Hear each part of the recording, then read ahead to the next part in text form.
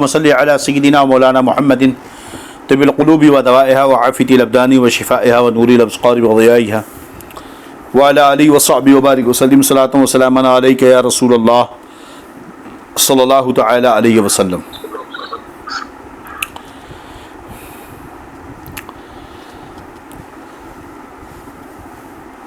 کل گفتگو نسخ کے بارے میں ہو رہی تھی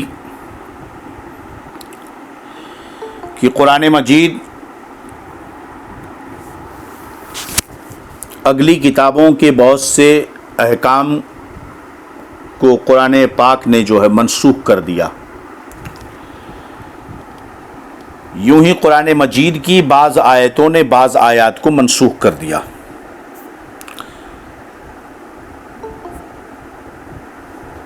تو اس کی تو کئی آیتیں ہیں جس میں سے ہم نے بطور مثال ایک آیت کریمہ آپ کے سامنے پیش کی تھی، وہ تھی سورہ بقرہ کی احل لکم لیلۃ الصیام الرفث الی نسائکم۔ کہ پہلے حکم یہ تھا کہ رمضان کے روزے میں جس طرح دن میں کھانے پینے جماع سے رکنے کا حکم ہے، اسی طرح راتوں میں بھی کھانے پینے اور جماع سے منع کا حکم تھا، یعنی رات میں بھی اپنی عورتوں کے پاس نہیں جا سکتے تھے۔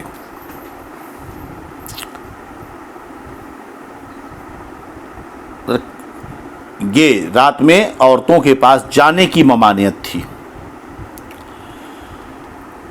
مگر بعد میں یہ حکم منسوخ ہو گیا اور حکم یہ ہوا کہ تمہارے لیے اب راتوں میں اپنے عورتوں کے پاس جانے کی اجازت ہے، عورتیں تمہارے لیے راتوں میں حلال کر دی گئیں۔ اور دوسرا ہم نے یہ پیش کیا تھا سورہ مجادلہ کی آیت کہ جب لوگوں نے لغو اور لایانی سوالات کرنے شروع کر دیے اور منافقین نے پریشان کرنے کے لیے سوالات شروع کیے، تو اللہ تعالیٰ نے حکم دے دیا کہ نبی سے جب کچھ پوچھو تو نظر پیش کرو۔ اس میں بہت ساری حکمتیں تھیں کہ ایمان والے، محبت کرنے والے، منافق، دنیا دار، سب کا فرق واضح ہو جائے۔ بعد میں پھر یہ حکم منسوخ ہو گیا اور اجازت دے دی گئی کہ اب تم جو ہے نظر پیش کرنے کی ضرورت نہیں ہے۔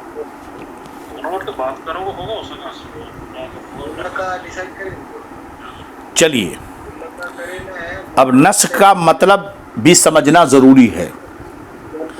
ہر حکم کے معاملے میں نسخ کا دعویٰ نہیں کیا جا سکتا، اس کے لیے بڑی شرائط ہیں۔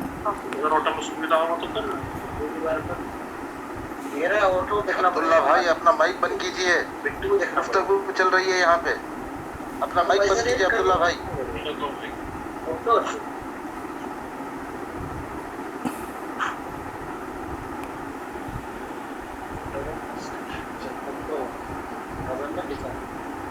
تو نسخ کا مطلب سمجھیں۔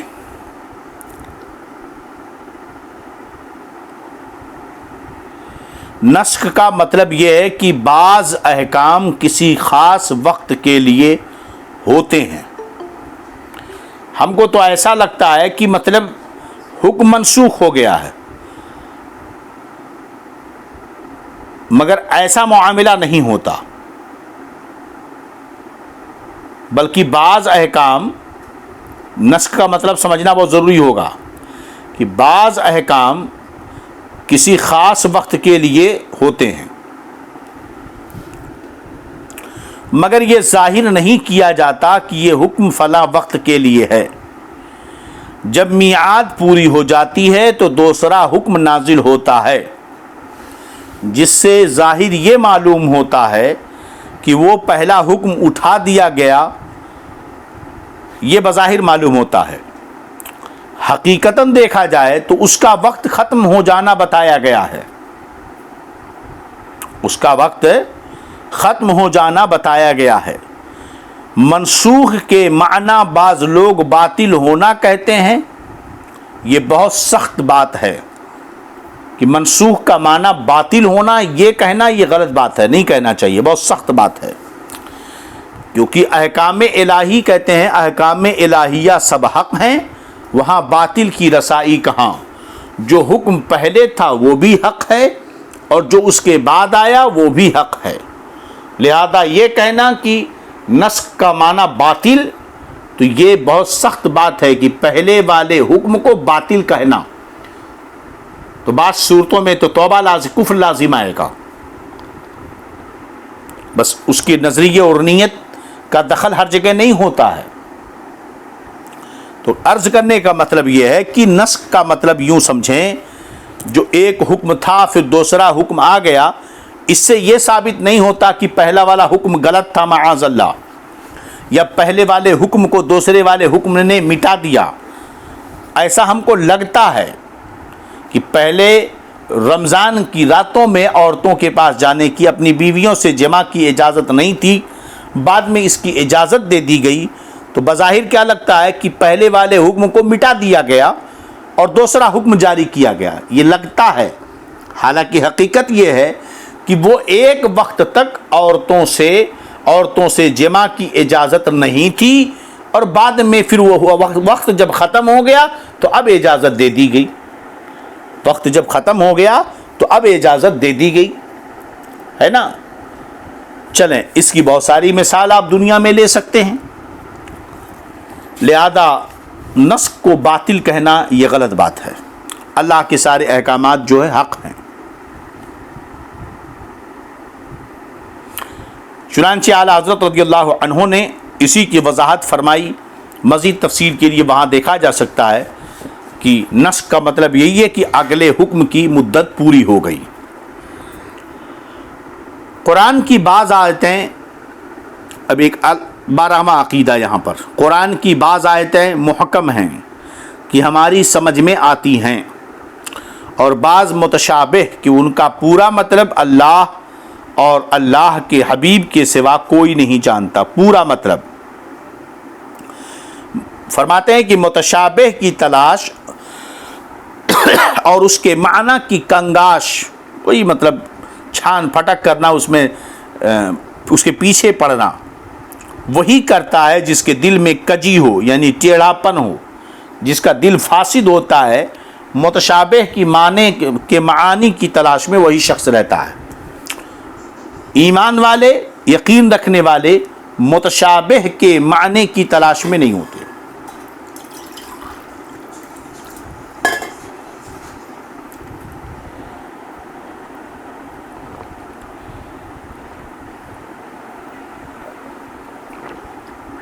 اس سے پہلے اس پر تفصیلی بحث ہو چکی ہے کہ قرآن پاک میں کچھ آیتیں محکمات میں سے ہیں، کچھ مقطعات ہیں اور کچھ متشابہات ہیں۔ چلیے، قرآن پاک میں اللہ نے فرمایا هو الذی انزل علیک الکتاب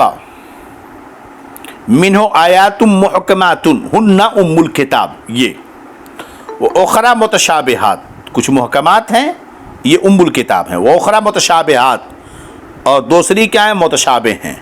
فَأَمَّا الَّذِينَ فِي قُلُوبِهِمْ زَيْغٌ، تو رہے وہ لوگ جن کے دلوں میں کجی ہے، ٹیڑھا پن ہے، فَيَتَّبِعُونَ مَا تَشَابَهَ مِنْهُ ابْتِغَاءَ الْفِتْنَةِ،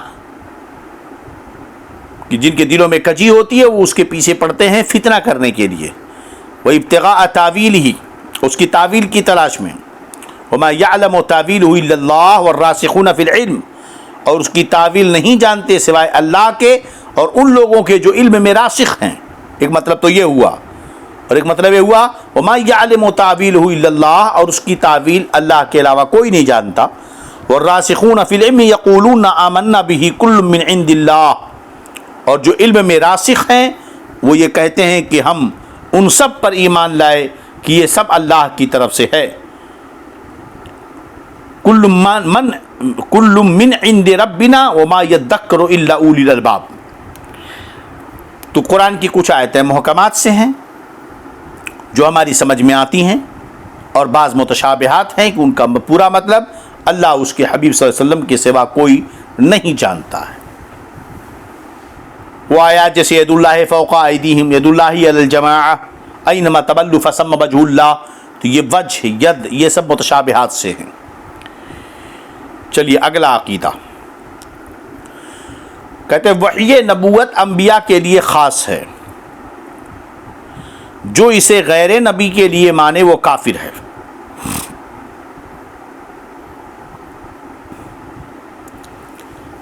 وحی نبوت انبیاء کے لیے خاص ہے، جو اسے غیر نبی کے لیے مانے کافر ہے۔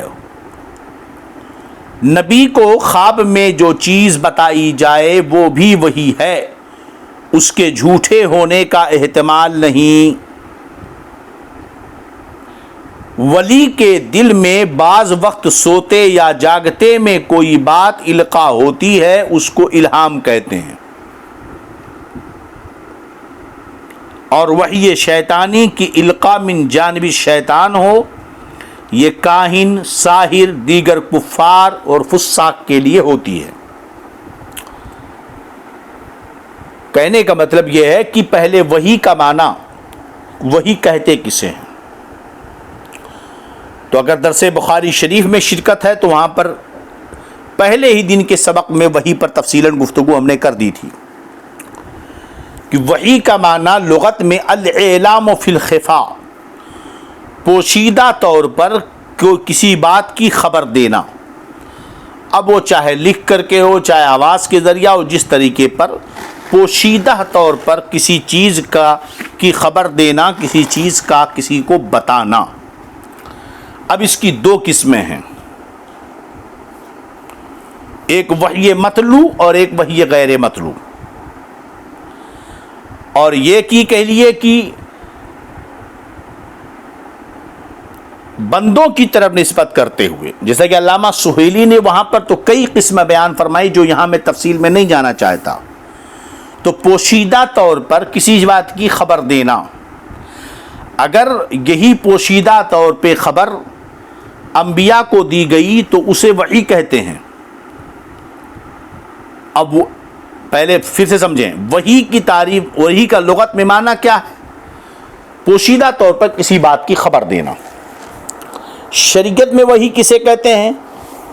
ہوا کلام اللہ المنزل علی نبیہ من الانبیاء، وحی اللہ کا وہ کلام ہے جو اس کے نبیوں میں سے کسی نبی پر اترے۔ یہ ہے وحی کی تعریف، شرعی تعریف۔ لہذا جب شرع میں بات کریں گے تو وحی کا تو لغوی معنی ہوا کہ ہر اس چیز کو وحی کہیں گے لغتاً جس کے جو پوشیدہ طور پر کسی کو بتائی جائے، لیکن شریعت میں وحی صرف اسے کہیں گے جو اللہ کا کلام انبیاء پر اترتا ہو، صرف اسی کو شریعت میں وحی کہیں گے۔ اگر نبی کے علاوہ کسی اور کے دل میں من جانب اللہ کچھ القاء ہو، اگر نبی کے علاوہ کسی اور کے دل میں من جانب اللہ کوئی بات ڈالی جائے تو اسے وحی نہیں کہیں گے، وہ اسے الہام کہیں گے۔ اور جب من جانب اللہ کوئی بات نبی کے دل میں ڈالی جائے تو اسے کیا کہیں گے؟ وحی کہیں گے۔ اور شیطان کی طرف سے جو ڈالی جائے تو وحی رحمانی نہیں بلکہ اسے وحی شیطانی کہیں گے، کیونکہ شیطان کو بھی اللہ نے قدرت دی ہے کہ وہ اپنی طرف سے لوگوں کے دلوں میں باتیں ڈال سکے۔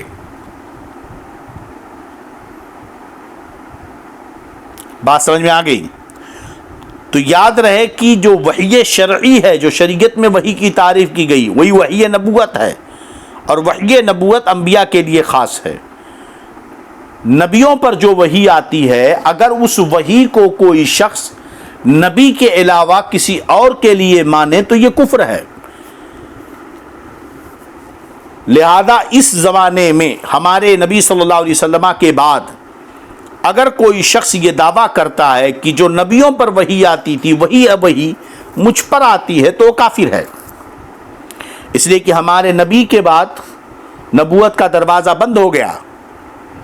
ہمارے نبی خاتم النبیین ہیں، اور وحی انبیاء کسی غیر نبی پر ہوگی تو نبی پر ہی ہوگی، انبیاء کی وحی اگر ہوگی تو نبی پر ہی ہوگی، اور ہمارے نبی کے بعد کوئی نبی نہیں آ سکتا۔ لہذا اب اگر کوئی دعویٰ کرے کہ مجھ پر وحی آتی ہے، جیسا کہ بعض جگہوں میں شدہ اٹھتی باتیں سننے کو آتی ہیں کہ فلاں جگہ کوئی پیر بابا آ گئے، فقیر بابا آ گئے، جو دعویٰ کرتے ہیں معاذ اللہ کہ ان پر وحی آتی ہے، استغفر اللہ، تو یہ دعویٰ کفر ہے۔ اب رائے کہ نبی خواب میں جو دیکھے، تو یاد رہے کہ نبی کی نیند اور نبی کا خواب یہ بالکل ہم سے الگ ہے۔ ہمارے نبی صلی اللہ علیہ وسلم خود فرماتے عینایا تنامان ولکن لا ینام قلبی۔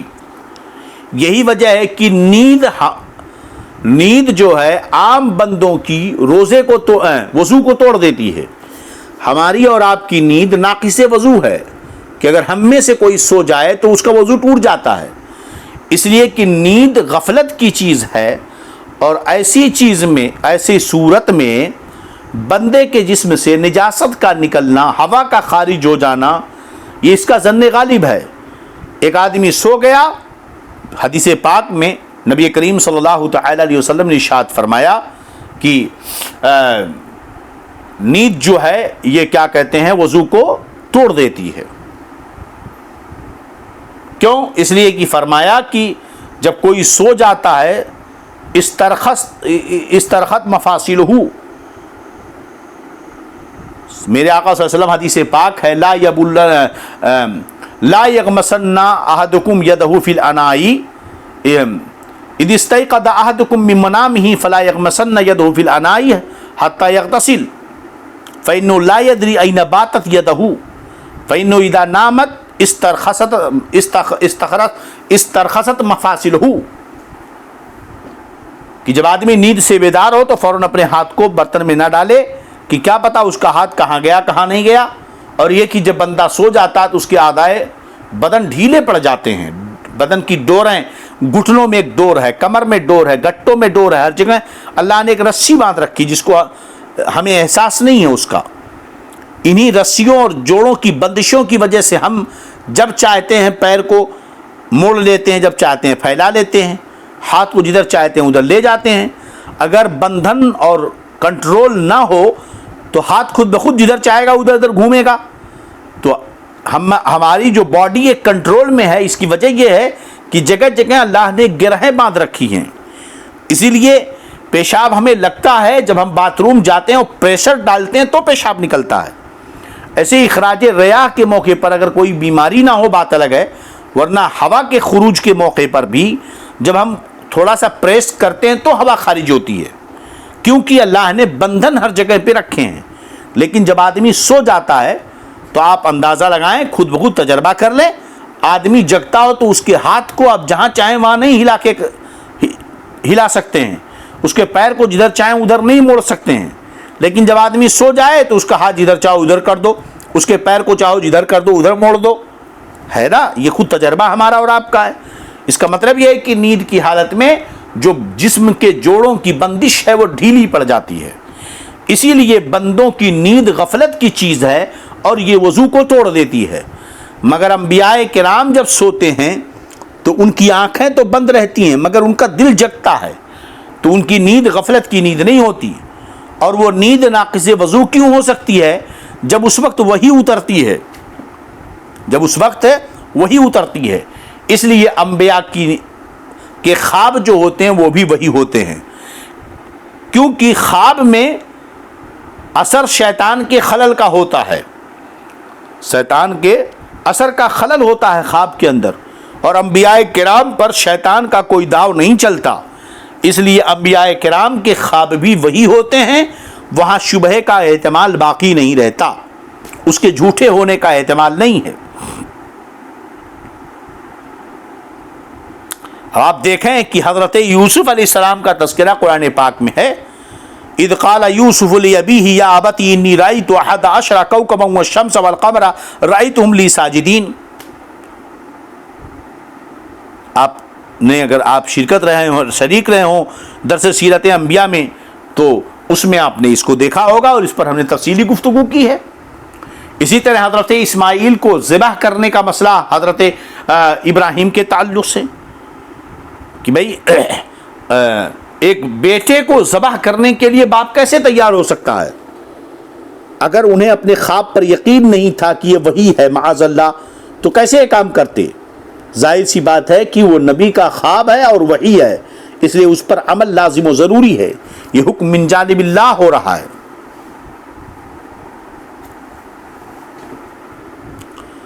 تو انبیاء کے جو خواب ہوتے ہیں وہ بھی وہی ہوتے ہیں، ان کے جھوٹے ہونے کا احتمال نہیں۔ ولی کے دل میں بعض وقت سوتے یا جاگتے کوئی بات القاء ہوتی ہے، اس کو الہام کہتے ہیں، اور یہ جو ہے واقع ہے ایسا۔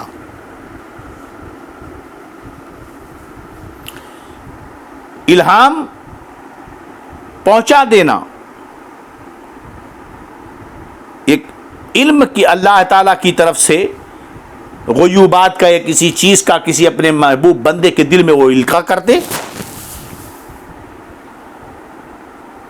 اب رائے یہ کہ شیطان اور وحی شیطانی کی القاء من جانبی شیطان ہو، یہ کاہن ساحر کہانت کرنے والے جو بتاتے ہیں تیرے ساتھ ایسا ہونے والا ہے، ہاتھ کی ریکھائیں دکھاتے ہیں، جائچے بنا کر بتاتے، کاہن جو اپنے شیطانوں کی پوجا کر کے ان کے ذریعہ آنے والی خبریں بتاتے ہیں، جادوگر دیگر کفار و فساق کے لیے بھی حاصل ہے۔ چنانچہ قرآن پاک میں اللہ نے پھر فرمایا ایک جگہ پر، سورہ انعام ہی کی آیت کریمہ ہے، وَكَذَلِكَ جَعَلْنَا لِكُلِّ نَبِيٍّ عَدُوًّا شَيَاطِينَ الْإِنسِ وَالْجِنِّ يُوحِي بَعْضُهُمْ إِلَى بَعْضٍ زُخْرُفَ الْقَوْلِ غُرُورًا، کہ ایسے ہی ہم نے ہر نبی کے لیے دشمن بنائے شیطانوں میں سے، انسانوں میں سے، انسانی اور شیطانی جناتوں میں سے، جو بعض کی طرف جھوٹی باتیں پہنچاتے رہتے ہیں۔ یوحی بعضهم الی بعض زخرف القول غرورا، تو یہ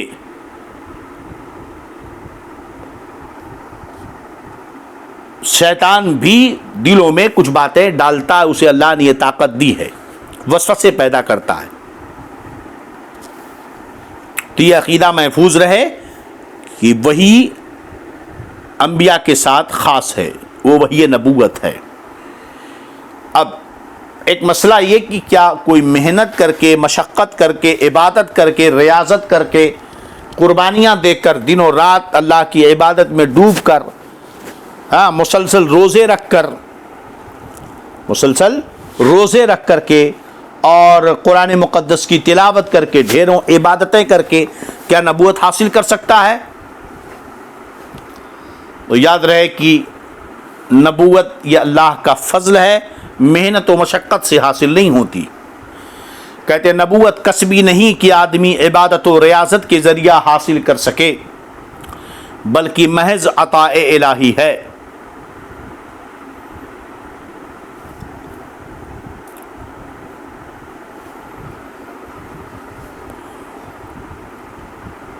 جسے چاہتا ہے اپنے فضل سے دیتا ہے، دیتا اسی کو ہے جسے اس منصب عظیم کے قابل بناتا ہے جو قبل حصول نبوت تمام اخلاق رذیلہ سے پاک ہو۔ یعنی نبوت کے حصول سے پہلے، مطلب یہ کہ اعلان نبوت سے پہلے گندے اخلاق سے پاک صاف ہو، تمام اخلاق فاضلہ سے مزین ہو کر جملہ مدارج ولایت طے کر چکتا ہے، یعنی ولایت کے جتنے درجے ہیں سب طے کر لیتا ہے، اور اپنے نسب و جسم، قول و فعل، حرکات، سکنات، خاندانی نسب، اپنا جسم، اپنی بات، اپنا عمل، حرکت، ہر ایسی بات، سکنات میں ہر ایسی بات سے منزہ ہو، یعنی پاک ہو جو باعث نفرت ہو، ہر ایسی بات سے پاک ہو جس سے نفرت ہو سکے۔ اسے عقل کامل عطا کی جاتی ہے جو اوروں کی عقل سے بدرجہ زائد ہے۔ کسی حکیم، کسی فلسفی کی عقل اس کے لاکھویں حصے تک نہیں پہنچ سکتی۔